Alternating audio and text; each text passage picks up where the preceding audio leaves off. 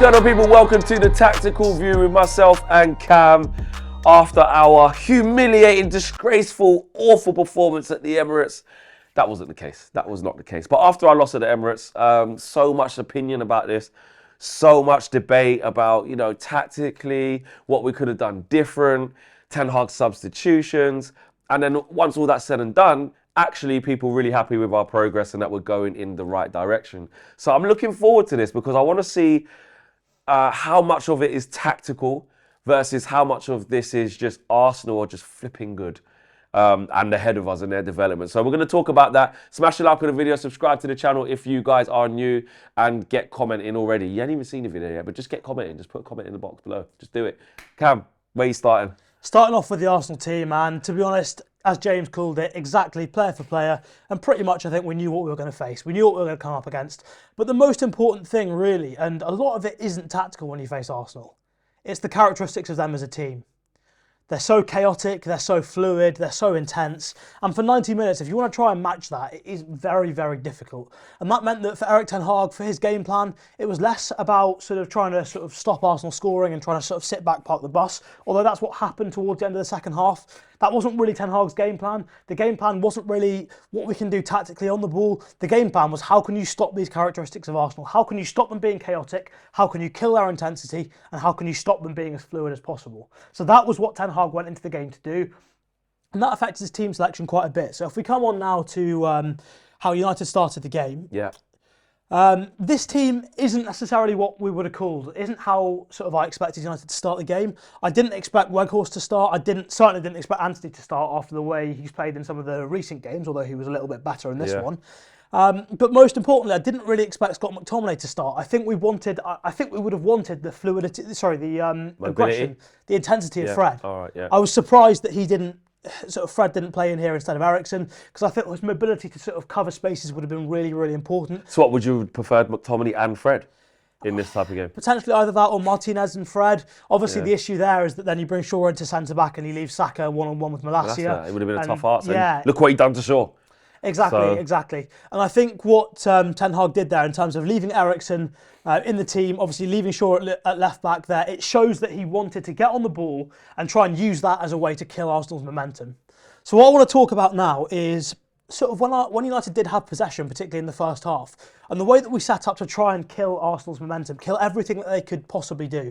And first of all, you've got to talk about all the little things. And as much as we talk on the Tactical View about, this player's here, all that sort of stuff, all the other sorts of things that go on in the game, like a ball goes out for a throw-in, do you take it quickly or do you try and delay it? You've gone down injured. All those little bits do really the shithousery. Yeah, exactly. The gamesmanship. Exactly. Well, look what Newcastle did when they went there.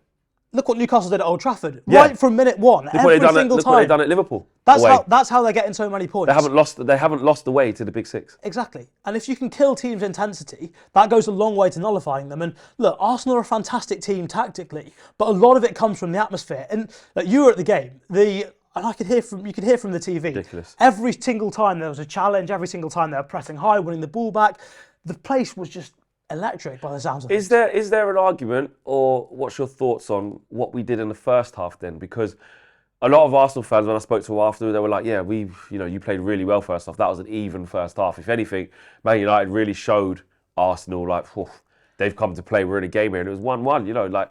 Did we actually manage to do that better in the first half, and then Arsenal just went up levels that we couldn't get to, or did we drop off that intensity? Did we drop off that acuteness, or how was that tactically? Look, so in the first half, what we tried to do was stop them having spells of possession, stop them being able to do what they did in the second half and camping in our own in our third. So the way we tried to do that in terms of game plan was that basically Ten Hag said to McTominay, we don't want you here in front of the Arsenal defence, because if you're here on the ball, you're not going to be able to pass it forward. You've not really got that in the locker. You're not really going to be doing anything to help the team. So he said to McTominay, basically, you get in and amongst it around here, basically get away from where we're going to have the ball. Scott McTominay, get out. The ball's here. So you noticed that. You thought he's definitely not... He didn't want McTominay coming here and build up. Yeah. What he wanted after that, sometimes we've seen Rashford and Anthony tucking in minimal width type thing, but instead this time they were most of the time quite a lot wider right on the touchlines. And what you saw was Luke Shaw coming in here, and you had either Bruno Fernandes sometimes, or you had Christian Eriksen coming in here. And what you've got here is either side, this space here, half spaces either side. That was really important. And the idea behind that was that what we can do then is we can circulate the ball around here, and we circulated the ball slowly. That was deliberate, because if you try and play at the pace and intensity that Arsenal play at, we're not used to that. No other team is used to that. And over 90 minutes, they will win the ball back. They will go and score on the counter. Something will happen. They did that a couple of times to us, just nicking it off us when we're trying to play out from the back, when we're camped in, or just, being quite lethargic on the ball, not taking care of it. Yeah. They were on us. We'll come on to play out from the back a bit later, but in terms of when we're higher up the pitch, rather than necessarily trying to score and getting too many bodies in the box, obviously in previous games we've seen sometimes that it's Rashford, it's Weghorst, it's Anthony, sometimes the fullbacks getting in the box, sometimes the 8s in midfield, or Eriksen even popping up in the box. That wasn't really what we did here. We tried to be wide with Rashford and Anthony, tried to give ourselves outlets, outballs, options and opportunities to circulate the ball. That was constant in the first half as well. Yeah, and part of that obviously was isolating up against Ben White, who really struggled. Yeah. But a massive part of it as well was knowing that if we can have the ball, we can stop Arsenal doing what they want to do. We can slow their intensity, slow their tempo, and that's in a lot of ways more important than anything tactical. So by having Eriksen here, by having Shaw here, sometimes if Shaw sort of inverted or pushed on a bit, Bruno came into these spaces here.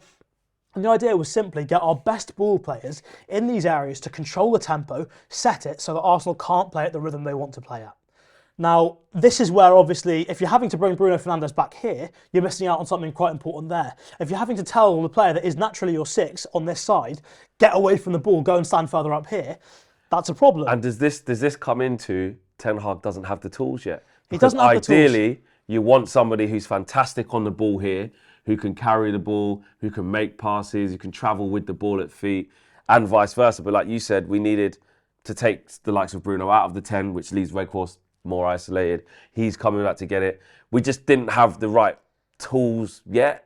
Yeah, exactly. Ultimately, it was a really difficult game. Arsenal are great opposition, and you can see from the fact that we didn't try and commit too many numbers into the box. And to be honest, first half, as well as we played, Rashford's goal was a little bit out of nothing. It was from a long way out. We didn't create too many chances in terms of actually getting into the box, creating cutbacks, getting crosses away. Actually. We didn't create any of that, and the reason for that is that we were more focused on trying to circulate the ball and kill Arsenal by way of their tempo, their intensity. It wasn't so much tactical in terms of ways to break through them. We were using that as a means to stop us being camped in our own third, because if you do that for too long, you saw what happened towards the end of the game, and they will eventually score because they're so good, they will break through. So first half, this game plan was all set to try and just kill Arsenal by us having the ball, being slow, and making them play at our pace, trying to frustrate them, trying to make them more and more desperate. And it worked okay in the first half, but eventually, I think you could see fitness started to tell. Eriksen and Bruno, Luke Shaw started to be a little bit more sloppy on the ball. Yeah. And then this doesn't work anymore when you can't take care of the ball as well. And in second half, I mean, this guy Saka here, where's Luke Shaw gone? Luke Shaw's here. Oh yeah, there he is. He just kept coming and coming and coming. Toast. And everyone said, Luke Shaw rinsed this, that, and the other, and essentially did. Yeah. But I didn't look at it and think like, Luke Shaw's having an absolute stinker here. No. I just looked at it and thought, bloody hell, Saka's just... Sometimes someone plays a 10 out of 10. Yeah. And it's not even sometimes with him. Recently, he's been absolutely extraordinary form. And he just kept coming and coming. And then I think in the second half, where people started talking about where was Garnacho, and that's what I wanted to ask you about from a tactical point of view, actually, and I've got you. How do you see it in terms of, why you did that, in terms of the second half? Because the way I saw it, guys, I know there's been so much. We spoke about it on the morning show. I spoke about it with fans after the game. We kept saying he should have brought on Garnacho earlier. He should have done it. Anthony wasn't playing well. He could have changed him for him. Could have put Rashford up front and kept Anthony there if you really want. Get Weghorst off and put Garnacho. But I just saw it differently. I saw it as we have a massive bleed on this part of the pitch. What was happening was Eriksen was coming over to try and help. Yeah. Saka cuts inside Eriksen, scores a worldie, right? Exactly.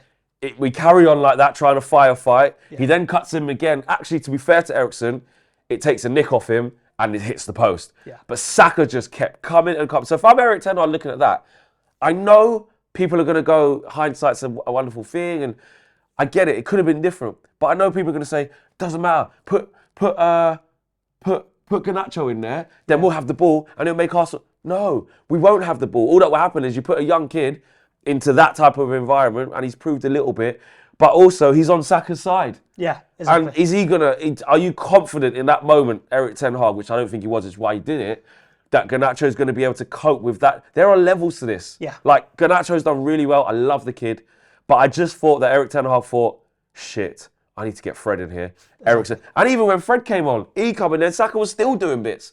So, I don't know. What my question is, do you understand why Erik ten Hag didn't go for the Garnacho thing, or do you think he should have? It's, as you say, it's the defensive side of the game. And we'll come on to what happened in the second half with Arsenal dominating us a little bit later on. What I want to talk about now is sort of, I think, the way that United were trying to score goals, the way we were trying to play through. And I think Ten Hag had identified goal kicks as an opportunity to possibly play through the Arsenal press and use that to sort of create space in behind. Because obviously at goal kicks, the defensive line's pushed up quite high. There's a bit of space in behind. That is an opportunity to try and play through the team and score. I think that was the main chance that we were sort of trying to actually get through the Arsenal team rather than sort of sustain possession and open play when we were just camped in here trying to just waste time, trying to kill the game. And it was interesting to hear Ten Hag say after the game that actually Arsenal pressed slightly differently to what he expected and what he planned for. So what I think Erik ten Hag had expected is what they did against Spurs. So the way that sort of transpired was Nketiah and Odegaard sort of started really high up for goal kicks. So at this point, if Martinez has got the ball, as we know, obviously Martinez often takes him to De Gea. Yeah. What you see Arsenal set up here is sort of a 4-4-2. So you've got the four there, you've got Martinelli and Saka sort of tucked in a little bit off the wings, sort of supporting, trying to block those passes into midfield. You've got Xhaka and Partey sitting there as a base of midfield, and Nketiah and Odegaard opposite our centre-backs. That's what I think Ten Hag expected. Now, if that happens, what you can do is obviously move that ball to De Gea, and the idea of having the centre-back take it to De Gea is that it holds the pressing team narrow. Because normally if De Gea plays that straight out to Martinez, Saka's locking onto Luke Shaw, immediately he gets out, because you know the ball's coming that way. So that's why he plays it to De Gea, because then you can sort of go both ways. And then from there, obviously, because Saka's had to stay narrower, Martinelli's had to stay narrower, the idea was De Gea can probably be able to chip that out to Luke Shaw when the Arsenal midfielders push up, and then obviously Luke Shaw from there hopefully can sort of get out, get himself down the line before Saka gets out to him. And then from there, obviously we know that typically Fernandes would sort of drop into positions here, Rashford can go in behind, and United are quite good at combining down the left side. Now the issue is, Arsenal anticipated this and didn't do that. So... What Arsenal, yeah, exactly. So what Arsenal have basically seen and identified is, like everybody else, they were pretty aware that Aaron Wan-Bissaka there is not someone that United would want to play out through. So when you've got players like, I think if we've got Diogo Dalot in there, yes, we're going to play out through the right side as well, as it's possible. You know Dalot is trustworthy on the ball. He can sort of get past his man. He's good under pressure. But with Wan-Bissaka there, Arsenal knew that we weren't really going to play out that side. So what they did instead was, rather than Odegaard being here, it was Saka being here. And rather than Ben White being sort of in the back four here, Ben White's starting position from goal kicks was really, really high. With the idea then that as soon as Martinez passes to De Gea, Eddie Nketiah, you can see on the goal kicks, he goes straight there, out to Varane to lock United into this half, knowing full well that under pressure, De Gea's not going to clip that out to Wan-Bissaka. Because one, De Gea's not got that in his locker to get that ball there accurately enough, quickly enough, with as much pace on it. And if he does, Wan-Bissaka's going to mess up, as we saw on the first goal. So you know we're going to play out this left side. What that means is then, obviously, as soon as that ball comes out, because we're locked in, Ben White is right on top of Luke Shaw.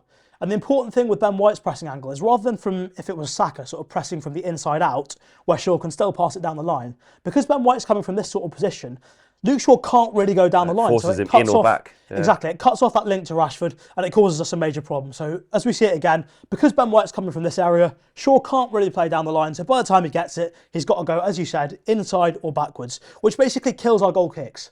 So what we saw, and I think it was Laurie Whitwell on Twitter, he's one of the athletic journalists, I think, and he was saying that Ten Hag during the first half was pretty much constantly on the United defence. And you could see that in terms of the goal kicks with the change that Ten Hag made. So you might have noticed Luke Shaw tucking in, inverting quite a lot. Right. And the reason behind that was, obviously Ben White's here, so as long as Ben White's able to do that and get out to Luke Shaw, that whole left side doesn't work. You can't play out because Ben White's on top of you, nothing's going to happen. So what happened instead was Martinez played that to De Gea. Obviously a bit of rotation here in midfield, and Nketiah blocks the pass out there. Ben White gets on top of Luke Shaw. What you see happening next then is Luke Shaw tucks inside there. And the idea behind that, to get around this. Exactly. And the idea is to get around this idea of Ben White blocking Luke Shaw. So Ben White then tucks inside. And what do you see that leave on this left-hand side? Yeah, just got a massive area of space for Rashford to operate into. Exactly. Get in and get him a half turn. So Luke Shaw, because those two combined a couple of times that little channel. Exactly. So the idea then was you isolate Rashford, try and isolate him up against Saliba.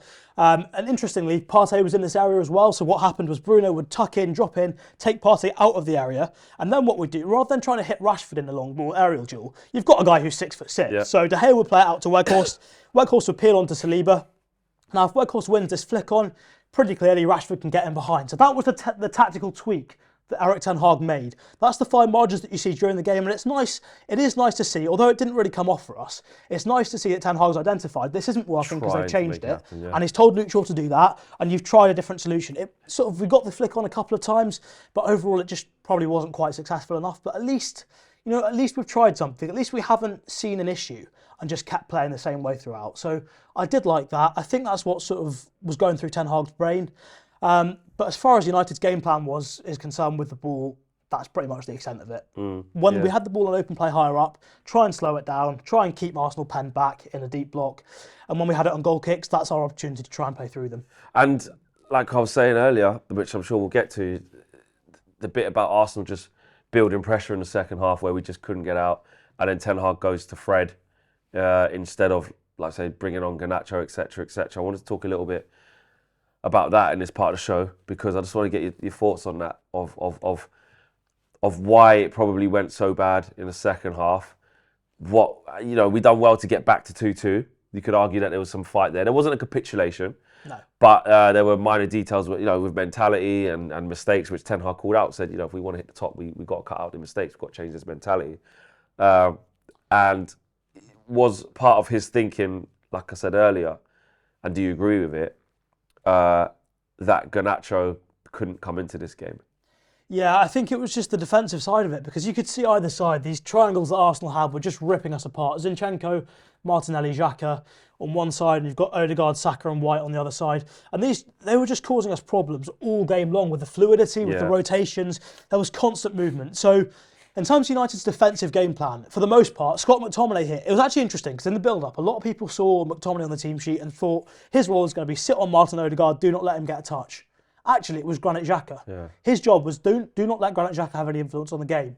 Now, it's easier said than done because of the rotation, because sometimes Xhaka will be in here, other times Xhaka will be out there, other times Xhaka will be making a run back into the back line. There's all sorts of stuff going on. I think, to be fair to Scott McTominay, I think defensively he largely did the job well. And in terms of people saying he went missing when we had the ball, that's what Ten Hag wanted. Like you said, he's not there to. He told him, get away from the ball, go and be a threat somewhere else, at least move someone out of position or something so that the talented players can get on the ball a little bit deeper.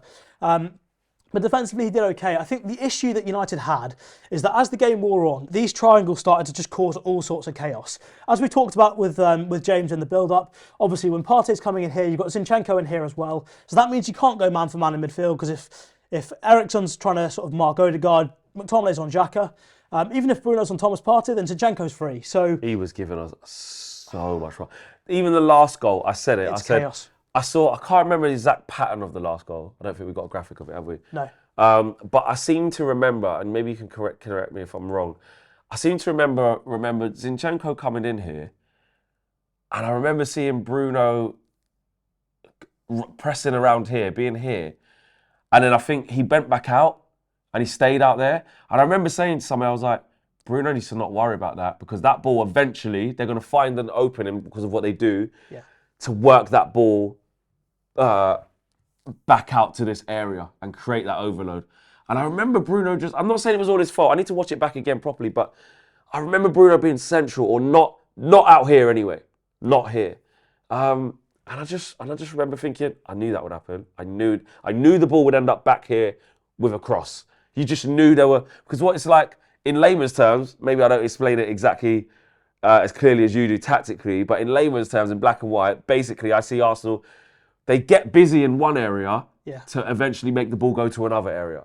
So in here, like you said, they're knocking it about, but the whole overall goal or the end product is to arrive in overloads in this area so they can cross with that passage of play. Exactly that. It's wide overloads that they seem to create all over the pitch, well, on the sides of the pitch at all times. And the reason I've divided the pitch here into the 5 channels again is that Arsenal, when they're going forward, they try to occupy all the 5 channels, and the thinking is fairly sort of similar to what Guardiola does. It's the way he views the game, and if you see sometimes you can see sort of pictures from these sort of the biggest clubs like City, Arsenal.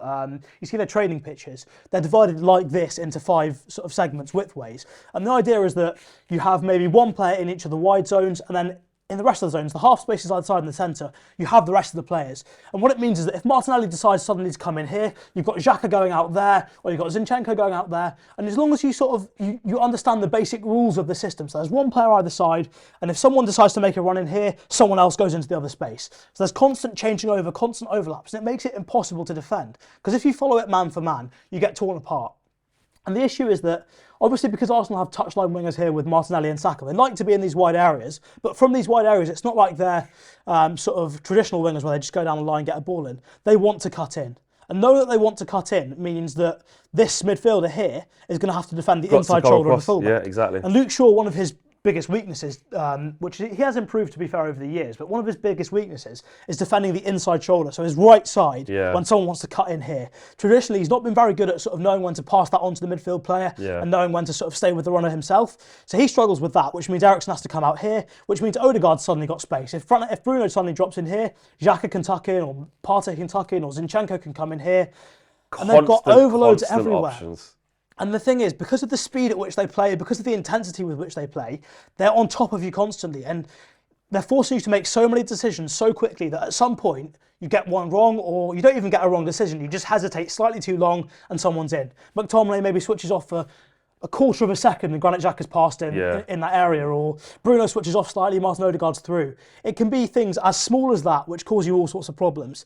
And the other big advantage they've got with these wide overloads, with these numbers, is that even if United do win it back, because they've got 3-4 players close to the ball, their counter press is brilliant. Because United keep getting dragged so deep, if Martinelli's right here on the touchline, Wan-Bissaka's got to be inside, which means Varane's got to be close to him, McTominay's got to be close to him, the defence have to narrow off. Everyone else has got to get narrow and deep, which means that there's no outball. Because if you're worried about what's going on here, if Anthony's worried about Zinchenko and Xhaka, he can't be running in behind when we win it. And that's what happened. It just kept coming back and back and exactly. back. Every time we win the ball, we're just playing straight into their counter press. They win it back, we can't get out, and all of a sudden they're on top of us again and again and again. Yeah. It's a testament to the work Arteta's done. Erik ten Hag's 6 months into this job with Manchester United. We're a good team, particularly sort of in the sort of second phase when we're sort of trying to progress the ball, sustain possession. That's the biggest improvement we've seen, but there's a long way to go. Our pressing is still nowhere near what it needs to be, nowhere near as good as it will be eventually. Our sort of build up in our own thirds nowhere near as good as it can be. Part of that's to do with personnel. I have no words. No words for this man here. No words at all. What did you see from him that you didn't like? It's frustrating because teams know he doesn't have the ability to play passes that a lot of other goalkeepers can. And so teams won't even go and press him. They'll wait for him to play a ball, knowing that he'll play it so slowly or not accurately enough that as soon as it lands to somebody else, they can go and press them. Got to a point where the Arsenal fans were even going, oh, you know. You say got to a point. That suggested to like 60, 70 minutes. It was after like 10 minutes, wasn't it? Yeah, that's what I mean. It was early. He messed one up so early on. It was. Yeah, it set the tone. Everybody can see it apart from some United fans. There's not much that gets me as pissed off as people saying, oh, De Gea's fine, he makes great saves. Yes, he does make some brilliant reaction saves. No one's denying that. But there's so many other areas of his game that are letting us down in the most important matches. I agree, because look, I've been in Team De Gea camp. I'm not going to hide that. Yeah. But I'm not going to be naive enough to say, we have to change him at some point. And I get it, fresh after a defeat like this, when his style of goalkeeping isn't going to be it. Because I think also as well with the way that we want to play, I get it. I do get it, and I'm not gonna do the whole De Gea thing of like no, but he makes I get it, especially the games at the highest level. Like we're all right, Bournemouth at home, Forest at home, Everton at home, and Everton away, Leicester away, Southampton. That he's fine, like okay, and we can be even better even if we you add in a keeper who can do what you're asking him. But in the real big games, away at the Etihad, away at Arsenal. These are the two games where we've seen it, isn't it? It's the City game and the Arsenal game. Yeah. And the one that sums it up for me. The one that I think sums it up for me most is that one in the first half where he's looking for Luke Shaw. Luke Shaw's inverted, as we've said, we've talked about the change Ten Hag's made. Yeah, and he's not even noticed that Luke Shaw's tucked in here. No. He's just assumed he's going to be there and booted it out of play. What that tells you is that he's not a sort of player that can be trusted on to find solutions. He's not the sort of guy that if there's a midfielder free and it's maybe a slightly more difficult pass than the average one onto the centre-back. He's not the sort of guy that can break a line and find a solution. He's very much reliant on what he's practiced in training 10 or 100 times. He can't even do that brilliantly, but he's very much reliant on that rather than being able to problem solve and find solutions. And in these top games, in the toughest of matches, when you've got Arteta doing what he did in terms of a slightly different pressing approach to target our sort of the way he knows we're going to play out, you've got to have people that can find solutions on the pitch. Scott McTominay can't do it. Aaron Wan-Bissaka can't really do it. Although, look, I'm not saying Wan-Bissaka should leave. He's done a brilliant job of improving himself. But you can't have too many players like that on the team that just invite pressure. Yeah. Because if you have too many like that, you're going to cause yourself problems, and ultimately, you're not going to win. But also in front of De Gea, I mean, look, the team will be better in terms of the players, like you said, the rotations. And I do think that a keeper, I still stick by that. You can limit his options more if the team's better organised in terms of the rotation that he has. Yes, there's still going to be a point where that keeper's got to be able to fizz it there, or he's got to be. That's his part of it. I do agree with that. But but you look at Ramsdale yesterday. Ramsdale comes out for a cross, misses it, and then we score. Yeah. Like, you know, and his distribution is amazing. So his fundamentals weren't good in that. Don't get me wrong. In the same game, David De Gea just had to catch the ball. And he came out, and Varane's like, "Yep, everything's fine," and he just flaps it. There's 4 or 5 players around him just standing there watching him, being like, "Okay, we're going to get a breather now. Yeah. We'll get a bit of a rest. We'll get a chance to get out." Yeah. Nope. He just flaps it straight back to an Arsenal player. We concede a corner. Yeah. It's mind-boggling, some of the decisions he makes. Yes. But to round up, tactical versus just they're better than us. What percentage? Look, honestly, tactically, I think it was nice to see some of the solutions that we tried to implement. It was nice to see, I think, Weghorst being used and trying to use that to target sort of weaknesses in the Arsenal team. But the simple reality is they're better than us. Our game plan was try and stop them being as sort of chaotic and fluid and intense as they usually are. And the way we do that is by sucking the momentum out, trying to sort of have slow possession, try and get us high up the pitch, let them drop into a deep block and try to do what they did to us. Try and stop them getting out, pin them in their own third for a bit. And first half, we were okay at doing that. Yeah. Second half, we've played 3 days ago. The energy faded. That massively, you could tell. You could see. The energy had faded out of this team and we couldn't do it. But look, don't get me wrong, it's an encouraging performance from United. And the fact that we were able to go toe-to-toe with them for maybe 60, 70 minutes, that tells you how far Erik ten Hag's brought this team so far. And look, when we're 3 or 4 years into this project... Maybe not even that.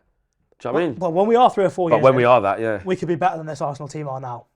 With the funds we get with new owners, we'll have better players in here who can make a difference. I think one thing we really missed was a midfield player that can carry the ball, because I think towards the start of the second half, end of the first half, start of the second half, we were trying to pass our way out at times and it didn't work. And when the passing isn't working, you need someone who you can rely on to drag the ball up the pitch by just take the ball. You know, Jack Grealish, and the way he just takes the ball up the pitch, draws a foul, kills the pressure, gets the whole team up the pitch. You get 30 seconds, you get a minute, you take your time, makes all the difference. Or Frankie de Jong, or even Mateus Nunes at Wolves. Not the best player in the world, but he's a very, very good ball carrier. Someone like that would have made all the difference here in terms of... Because that's not even Casemiro. That's not even him. Casemiro, you know, he does a different job. Yeah, exactly. But yeah, I think in a year's time, we'll be a much better team than we are now in all phases of the game. In 3 or 4 years' time, when Ten Hag's been in the job as long as Arteta has, this team is going to take some stopping. So look, we didn't get the result, but it's encouraging, and United are on the right track. There you go. Perfectly well put from Cam, and thank you for watching A Tactical View.